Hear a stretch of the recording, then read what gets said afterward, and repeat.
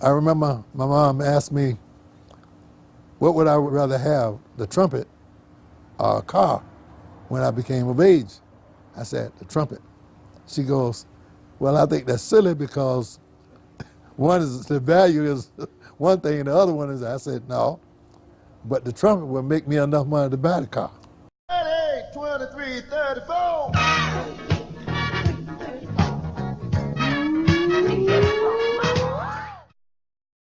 I was 9 years old when I got my first trumpet. And I was about 9 1/2, 9 3/4 when I became serious about playing it.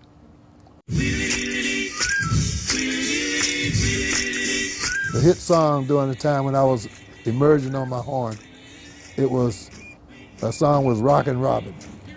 And some of the kids requested me to play solo. And it got back to the band director, Mr. Holloman, Jesse Holloman, and he encouraged me to go ahead on and play the solo. He written it out for me. And so we got the whole school student body together, and we had a celebration for the game, and Rockin Robyn came up and I played my solo.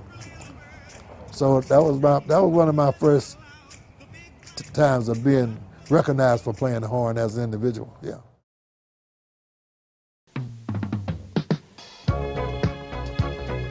I wasn't quite 12 years old when I made this decision. And I chose the name Turk. That was my spiritual name. I went to church, I did the testimony, and told them I wanted to join the church. And I wanted to be in the hands and in the embrace of God Almighty. And I never signed that name with a big T. The humility, as my way of showing it, is a small T. The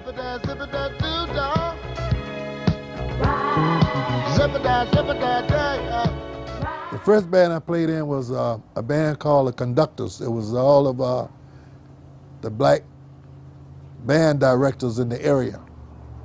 And they had a band. It was a 12-piece, 13-piece band.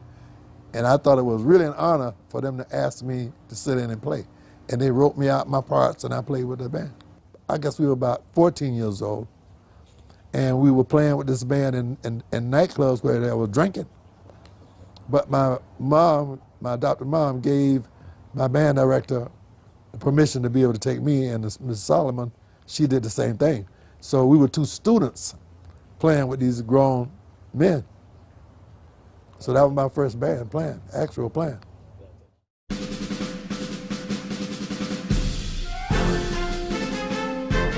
They had never let a black person in the Air Force Band or drum and bugle corps. For sure not drum and bugle corps. It's all white. So when I passed the audition, I became very humble. All I wanted them to do is acknowledge that I passed legitimately, and I passed that test, man. I was as shocked as anybody. I passed both of those tests, but my sight reading was real good.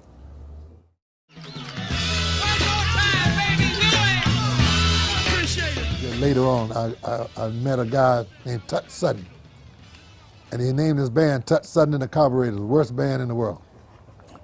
But the money was good, so I played with them for a little while, and I got recognized by Curtom Records.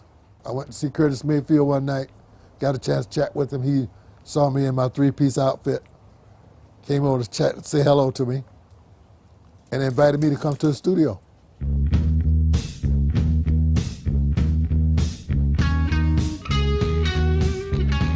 Baby Huey was an unbelievable experience, man, and one of the greatest blessings I've had in music. Baby weighed, when I first met them, Baby weighed about 550 pounds. He was about 6'7", and he moved very, very close to the movements of Michael Jackson, which was really surprising. So we drew a crowd of people every night. We had to do 2 or 3 shows just to accommodate the line of people.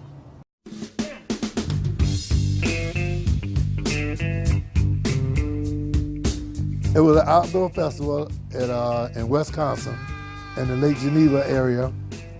We had about 50,000 people there. It was beautiful, man. It was beautiful. It was like unbelievable.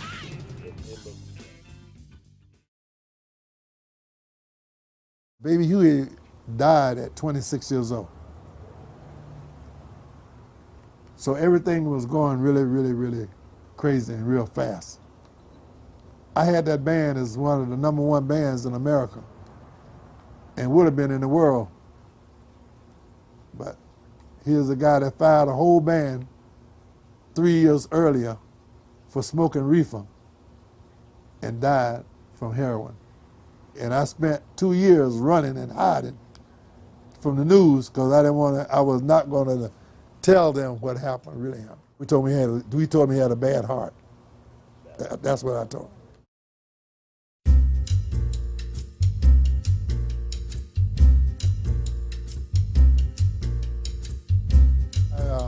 I've always liked Stacy Adams. I've always liked shoes. I like very good shoes.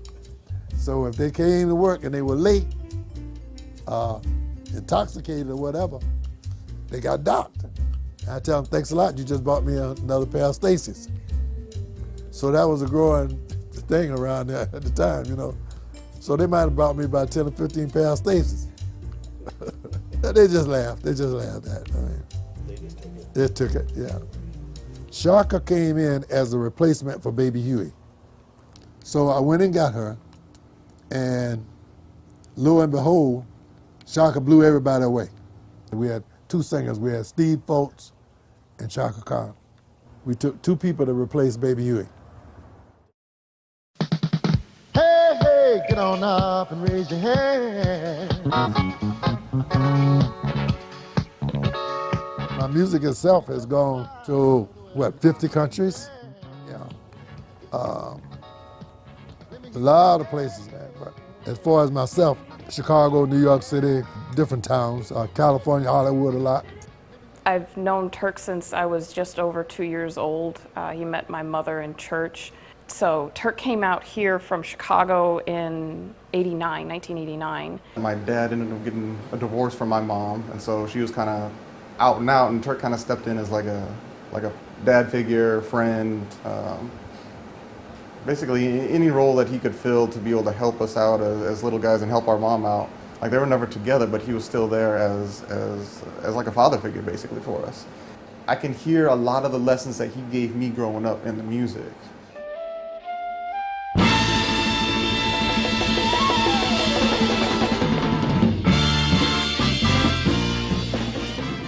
Yeah, it's got a lot of significance and a very good history. It's only a couple of them made. Starting with the bell, not the mute, but the bell. They took out approximately a mile of wire that's inside the bell to create the tone and the vibration. That's the one unique part about this horn. It's so light. It was made just for me. And I understand there's another one like it, I think somewhere in Europe. Dizzy Gillespie had a copy of it, but not the same kind of horn. This horn was made, I think it was approximately, I would say born, 1967, 68, 69, somewhere in there. I've been playing this particular type horn for about 26, 27 years. Yeah, it's that way, it's convenient because you hear what most other trumpet players cannot hear. The sound is right up to you, in your face, so you hear it much better. But this is my horn. This is what I'm known for on stage. And I mean, even the stuff that he's producing now, he can go from anything from jazz to R&B to he's even got some hip hop songs in here too, so. It's different. I'm really excited about my M&Ms, I call it, musical magazine. Let's knock on wood and pray that we are halfway good. Halfway good. So it's where he took his poetry and put it to music. It's the companion in my arms, holding me, beholding me, consoling me. It was designed to be musical, but poetic.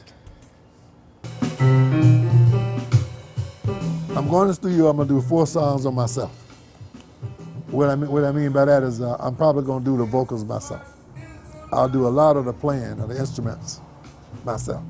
And I'll wake a few people up, and I'll surprise a few people. I met Turk through a friend of mine. His niece had a few songs. He had written some songs for his niece. And I met him, and I was told, hey, this is a guy that worked with Shaka Khan and has done a lot of things. And I was like, cool. But when I met Turk, man, I'm not going to tell you, he's just one of those guys, we just click like that. Turk and I have worked on 3 songs together for his niece, and they're really good. And Turk is a very good producer, extremely good producer. I mean, he knows what he wants to hear. You know, even if he doesn't play the instrument or whatever, he goes, I'm feeling this. But the connection that he and I had, he goes, you're playing just what I'm feeling. And it's just taken off from there. So it's been great working with him, man.